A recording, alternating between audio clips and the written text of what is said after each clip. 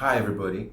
Today I want to share with you my experience with jumper's knee over the years, how I got instant pain relief when I needed to, and what I did for therapy and how it went away, and what I do currently to ensure it doesn't ever come back.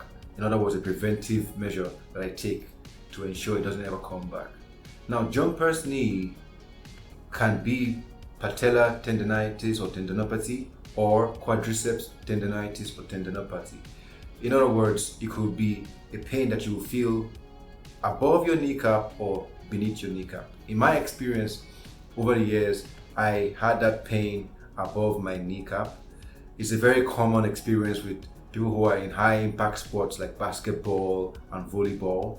It's also a very common experience for people who have been inactive for a long time and all of a sudden start activity again or start working out all over again. So in other words, for people who are going back to the gym, they might want to consider this and pay attention. If you also are overweight or have smaller legs or have heavier bodies, you might have a higher risk of developing this condition.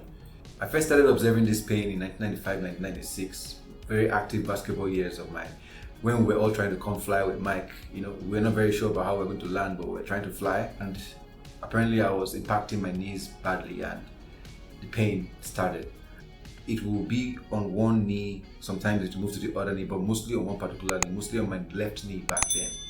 And the pain could be managed for the most part, but when you sat down for a long time, like if you were traveling and you had to sit down with your knees flexed for a long time, you'll feel the pain to get to the point that's very excruciating. So back then I couldn't travel in the back seat of a car.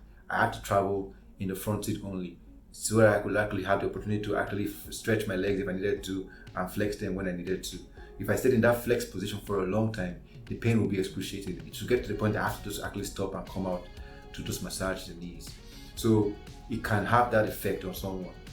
So I'm going to share with you how I massage my knees, the eccentric movements I did to strengthen the tendon, and also the stretches for the quads.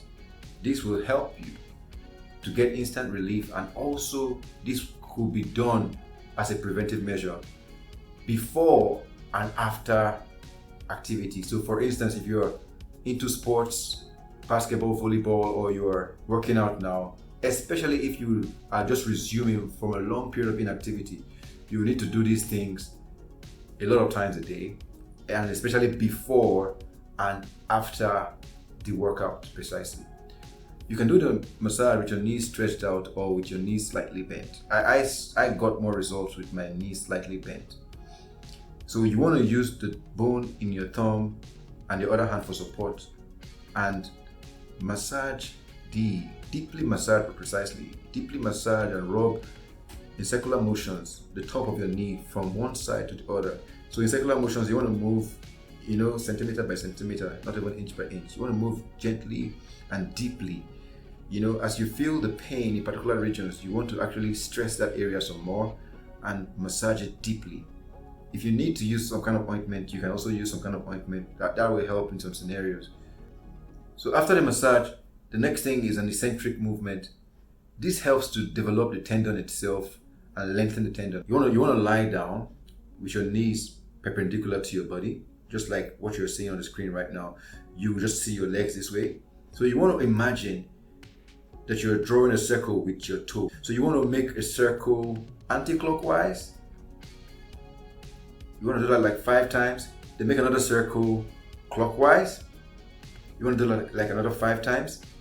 So when you're done with the clockwise and anti-clockwise circular motion, you want to now flex your knees and release upwards and downwards for the same amount of reps. So the next thing you're going to do is a quad stretch. We're going to address 2 different angles at the knees. So we're going to do a quad stretch by holding our legs in front of us, then holding our legs behind us.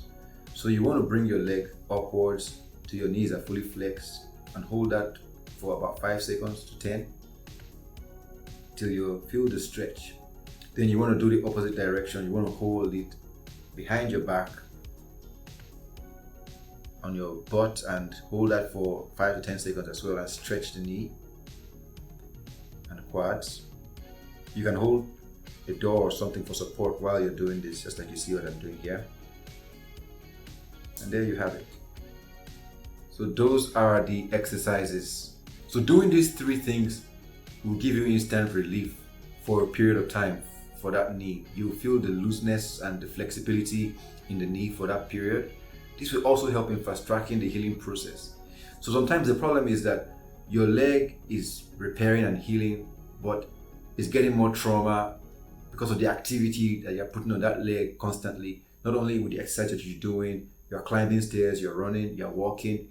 So sometimes the amount of damage is more than the amount of time is allowing to heal. So that's why recovery is important. You need to ensure that you have rest days. If you're doing leg days, for instance, you need to ensure that you have 48 to 72 hours sometimes in between leg days so that your legs can fully rest and heal before the next exercise, right?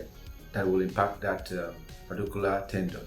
So that's what you can do for maximizing and ensuring that your leg actually fully recovers before it gets torn again. Because every time you exercise, you're literally impacting and traumatizing these tendons, right? So you can do that, but this will definitely give you pain relief, and it will definitely boost the therapy and the healing process. Then, like I said, after the exercise, you must ensure that you massage the knees. You don't have to necessarily do every single thing after the exercise, but the massaging is extremely important. But the movements are important and very important before the exercise is done.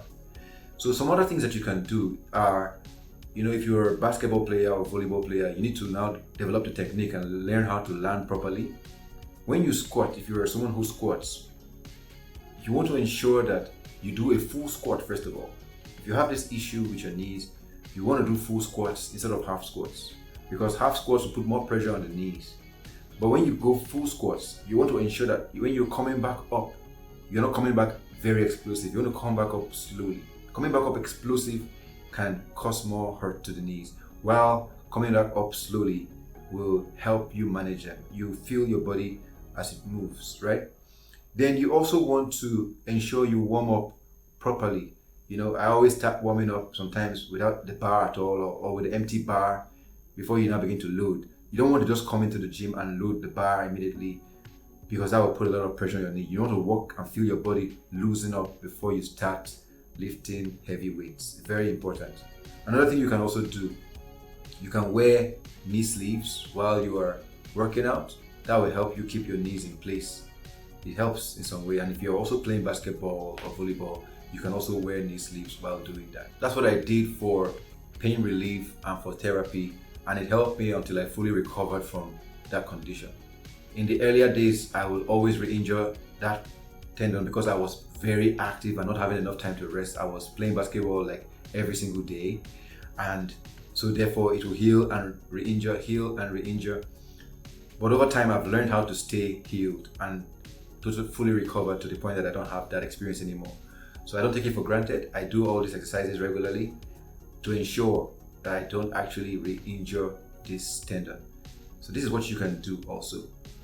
So that's it for today. If you found this video helpful, you probably also want to see the video I did for lower back pain relief.